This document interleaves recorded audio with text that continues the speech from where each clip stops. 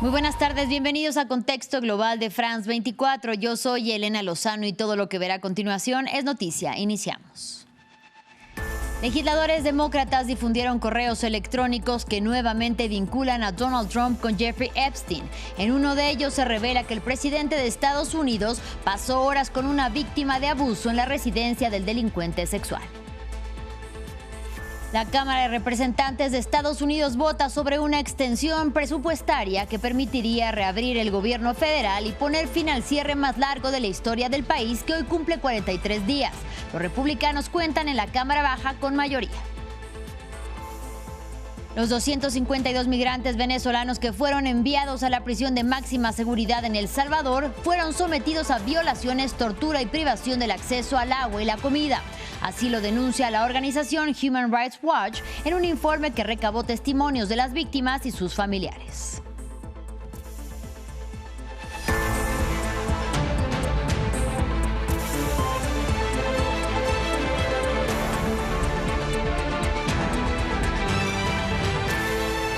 Iniciamos en Estados Unidos. Legisladores demócratas difundieron este miércoles correos electrónicos que nuevamente vinculan a Donald Trump con Jeffrey Epstein. En uno de ellos se revela que el presidente de Estados Unidos sabía de la red de abusos y pasó horas con una víctima en la residencia del delincuente sexual que presuntamente se suicidó en 2019 en la cárcel antes de ir a juicio. Aquí los detalles.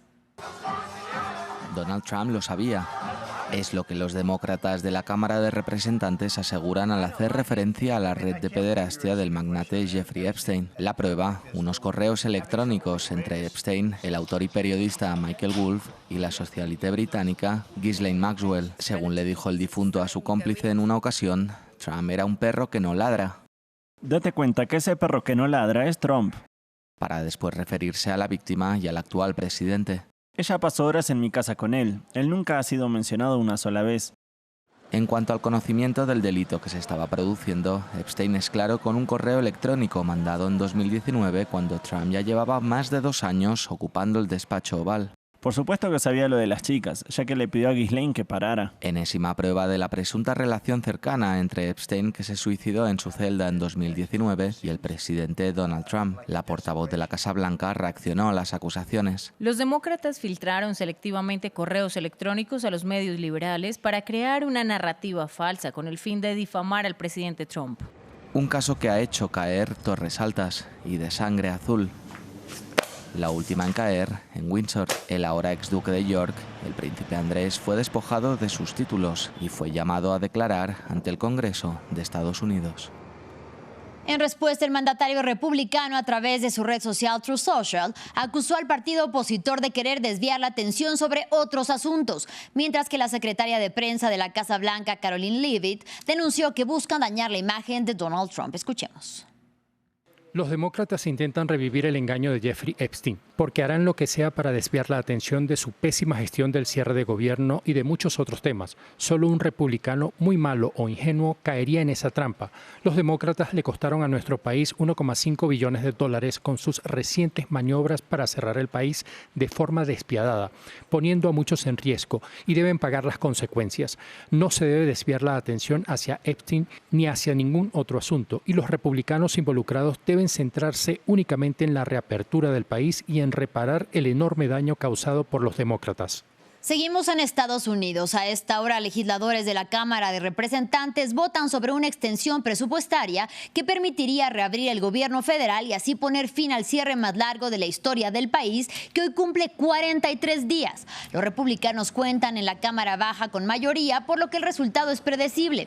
También este miércoles, la bancada demócrata presentará una iniciativa para extender 3 años la cobertura sanitaria del Obamacare, que expira a finales de este año, y lo hace después de que no consiguieron incluirla en el proyecto para abrir el gobierno.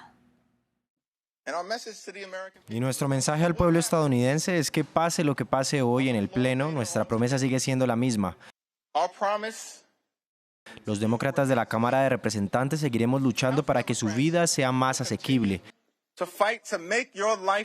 Seguiremos luchando para abordar la crisis sanitaria republicana y lucharemos para extender los créditos fiscales de la Ley de Cuidado de la Salud Asequible. Esta lucha no ha terminado. Esto es solo el comienzo. En otro orden de ideas, la organización Human Rights Watch reveló que los 252 migrantes venezolanos que fueron deportados de Estados Unidos y enviados a la prisión de máxima seguridad en El Salvador, el SECOT, fueron sometidos a violaciones, tortura y privación del acceso al agua y la comida. En un informe, la ONG recabó testimonios de algunas de las víctimas y de sus familiares. Aquí la información. Cabezas rapadas y cautiverio fueron las únicas imágenes que resumieron el temido CECOT de Nayib Bukele en El Salvador, pero Human Rights Watch quiso ahondar en lo que escondían sus muros. Por ello, entrevistó a 40 de los 252 venezolanos deportados de Estados Unidos a El Salvador, a la temida cárcel de máxima seguridad. Unos testimonios que hablan por sí solos. El director de la prisión nos dijo: llegaron al infierno. En los meses que siguieron, el abanico de agravios fue amplio. Mientras unos solamente recibieron golpes y vejaciones, otros sufrieron tortura. Me siguieron pegando en el estómago y cuando traté de agarrar aire me empecé a ahogar con la sangre. Mis compañeros de celda gritaban auxilio diciendo que nos estaban matando, pero los oficiales decían que solo nos querían hacer sufrir. Sufrimiento que para algunos pasó al plano sexual. Human Rights Watch denuncia violaciones. 4 guardias abusaron sexualmente de él y lo obligaron a practicar sexo oral a uno de ellos. Los detenidos dijeron que el abuso sexual afectó a más personas. Finalizado el castigo, los venezolanos fueron devueltos al país del que huyeron. ¡Fascista! ¡Tú eres el terrorista! Y Nicolás Maduro lo tomó como una victoria diplomática. Pero la acción no le saldría gratuita. Maduro tuvo que liberar a 10 estadounidenses y al menos a 66 presos políticos venezolanos a cambio de los 252 migrantes, quienes tuvieron que empezar de cero, un sueño americano que para ellos fue en realidad una pesadilla.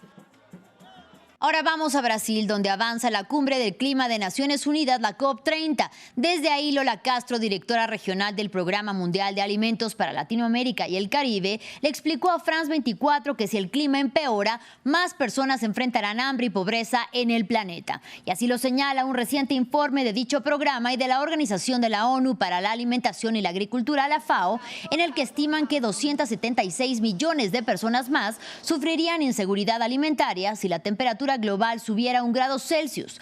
Estragos que ratifican, por ejemplo, los países golpeados por el huracán Melissa en el Caribe, donde 6 millones de personas fueron afectadas. Escuchemos. 6 millones de personas que no solo han perdido la comida que tenían en su casa, pero también han perdido sus medios de vida. Tú vas al oeste de Jamaica, a St. Elizabeth, y no queda nada. Los árboles son palos, las plataneras están arrasadas, las personas no tienen nada para asistir.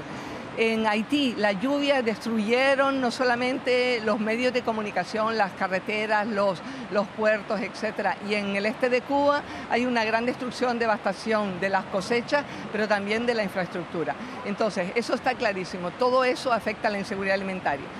Seguimos en Brasil. Mientras en Belém se celebra la COP30, una flotilla de 200 barcos navegó en los ríos aledaños a la ciudad, exigiendo cuidados medioambientales en la zona amazónica. En paralelo, estos activistas harán la cumbre de los pueblos en la bahía de Guajará, con el objetivo de lograr consensos que permitan el cuidado de ríos, zonas verdes y de los grupos que habitan dichas zonas. Ramiro Cuevar Verena nos cuenta más. Con una flotilla sobre los ríos que bordean Belém, inició la Cumbre de los Pueblos, la conferencia que se celebrará en la bahía de Guajará y en paralelo a la COP30, reúne a organizaciones que debatirán sobre el medio ambiente y que este miércoles, cuando 200 barcos navegaban, denunciaron la explotación de los ríos amazónicos. Estamos trayendo a negociadores y líderes climáticos al corazón de la selva para que experimenten de primera mano lo que significa vivir aquí, teniendo en cuenta que la Amazonía se encuentra en un punto crítico y su población está sufriendo. Padecemos sequías, el cambio climático, los incendios. Esta selva tropical no debería arder. En las embarcaciones había casi 5.000 personas, según afirmaron los organizadores, que incluían indígenas y pescadores. Cada una llevaba carteles y banderas que apuntaban a los funcionarios que asisten a la COP30. Para los activistas, la preocupación no solo pasa por la naturaleza, sino también por las comunidades que viven en medio de ella. Necesitamos acciones y necesitamos la garantía de los derechos de la población, las comunidades locales, las poblaciones indígenas y aquellas que se ven más afectadas por la crisis climática y por el daño que les causan las corporaciones. El objetivo de la Cumbre de los Pueblos es lograr agendas comunes en materia de justicia social y derechos humanos. Miembros autóctonos están en contra del crecimiento de la soja en Brasil y de la intención de usar a los ríos amazónicos como vías fluviales. Fin del informativo, gracias por su compañía y hasta la próxima.